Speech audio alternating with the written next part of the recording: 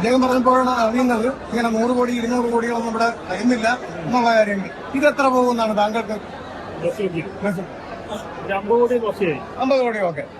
യഥാർത്ഥം പറഞ്ഞാൽ ഏതെങ്കിലും പടം 100 കോടി പോയിട്ടുള്ളതായിട്ട് അറിയും? ഈ പറയുന്നത് മാത്രമേ ഉള്ളൂ. ശരിക്കും പ്രൊഡ്യൂസറിന് വലിയ കാശും കിട്ടുന്നില്ല. ഡിസ്ട്രിബ്യൂട്ടേഴ്സ് തിയേറ്ററിൽ കൊണ്ടുപോയിക്കഴിഞ്ഞ പക്ഷെ വളരെ ചെറിയ എമൗണ്ട് പ്രൊഡ്യൂസറിന് കിട്ടും. പോലും വലിയ ലാഭം എന്ന് പറയാം. പറയാനുള്ളത് ഒരുപാട് ആണുങ്ങൾ മാനസികമായിട്ട് ഒരുപാട് വിഷമം അനുഭവപ്പെടുന്നു. സ്ത്രീകള് ആണുങ്ങൾ സ്ത്രീകളെ ലൈംഗികമായിട്ട് ഫിസിക്കലായിട്ട് അറ്റാക്ക് ചെയ്യും. ഒരുപാട് പെണ്ണുങ്ങൾ ആണുങ്ങളെ മാനസികമായിട്ട് പഠിപ്പിക്കുന്നു. അപ്പൊ ഞാൻ പറഞ്ഞിട്ടുണ്ട് മെൻസ്ട്രുവേഷൻ വേണം. കാരണം ഇപ്പൊ എന്റെ തന്നെ അനുഭവം പറഞ്ഞു. ട്രാൻസ്ജെൻഡർ കേസ് എന്റെ പേരിൽ പോകാം. ഞാൻ ആളെ കണ്ടിട്ടുള്ളൂല്ല, ആ വ്യക്തിയെ കണ്ടിട്ടുള്ളൂല്ല. അപ്പൊ ഇപ്പൊ നിയമം സ്ത്രീകൾക്ക് അനുകൂലമായുണ്ട്. അത് ഒരുപാട് മിസ്യൂസ് ചെയ്യും. ആ സ്ഥാനത്ത് മെൻസ്ട്രുവേഷൻ വന്നിട്ടുണ്ടായി. കാരണം ആണുങ്ങൾക്ക് വേണ്ടി സംസാരിക്കുന്ന ആൾക്കാരുണ്ടാകും. ഒരു വിഷയം എല്ലാം പെണ്ണുങ്ങൾക്ക് വേണ്ടി ബാധിക്കുന്നു, ആണുങ്ങൾക്ക് വേണ്ടി ബാധിക്കുന്നു. അത് മീഡിയ പോലും മെയിനായിട്ട് പുരുഷന്മാരുടെ പ്രശ്നങ്ങൾ കൊടുക്കുന്നില്ല എന്നുള്ളത്, റിപ്പോർട്ട് ചെയ്യുന്നു, വേണ്ട രീതിയിൽ പരിഗണിക്കുന്നില്ല എന്നുള്ളത്. പിന്നെ ഞാനത് ഒത്തിരി 18 വർഷം കഴിഞ്ഞു നമ്മുടെ ഇതിനുവേണ്ടി ഫൈറ്റ് ചെയ്യാൻ തുടങ്ങിയിട്ട്.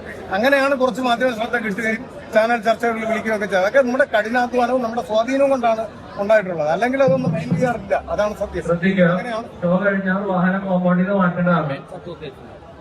അങ്ങനെയാണ് മെൻസ് അസോസിയേഷന്റെ. അതെ, ഒരുപാട് പേര്. പക്ഷെ പുറത്ത് പറയാൻ അവർക്ക് മടിയാണ്.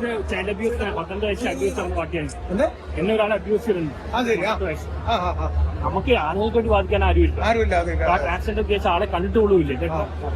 എന്റെ ഫോട്ടോ ആണ് എല്ലാ ചാനലിലും വന്നത്. വേറൊരാളാണെങ്കിൽ ആത്മഹത്യ എന്തൊക്കെ അവസ്ഥ ആണുങ്ങളുടെ അവസ്ഥ ആരും മനസ്സിലാക്കുന്നുണ്ട്. എല്ലാ നിയമം അവർക്ക് അനുകൂലമാണ്.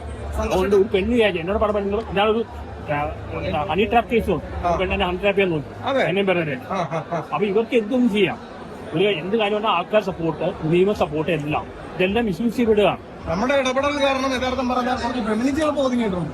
കുറച്ചുപേരെ നമ്മളെ ഒതുക്കിയിട്ടുണ്ട്. കാര്യം അല്ലാന്നുണ്ടെങ്കിൽ ഇവര് ഭയങ്കരമായിട്ട് ഇവിടെ WCC എന്ന് പറഞ്ഞാൽ അതിന്റെ തുടക്കം ഒടുക്കൊക്കെ 1 വർഷത്തിൽ കഴിഞ്ഞതല്ലേ. പിന്നെ ഇപ്പൊ വെറുതെ കിടന്ന് അതെ ഹേമ കമ്മിറ്റി വന്നപ്പോ എന്തായിരുന്നു? ഇവിടെ പല ആൾക്കാരും ഹേമ കമ്മിറ്റി വെച്ച് ആരും വീണ്ടുന്നില്ല. എല്ലാവരും മറ്റേ ആറാട്ടനെ കുറിച്ച് ഹേമ കമ്മിറ്റിയിലൊക്കെ പ്രശ്നം എന്ന് പറഞ്ഞാല് ഇവർ സമ്മതത്തോട് കൂടിയിട്ടാണ് ശാരീരിക ബന്ധത്തിൽ ഏർപ്പെടുന്നത്. അത് എന്നിട്ടാണ് വർഷങ്ങൾ കഴിയുമ്പോൾ കാശുണ്ടാക്കാൻ വേണ്ടിയിട്ട്. മനസ്സിലായില്ലേ? അതാണ് ഈ തീർച്ചയായിട്ടും. ചേട്ടാ ജീവിതമേ ചേട്ടാ ഒരു ചോദ്യം ചോദിച്ചിട്ടുണ്ട്. ഇപ്പോ ഓൾ കേരള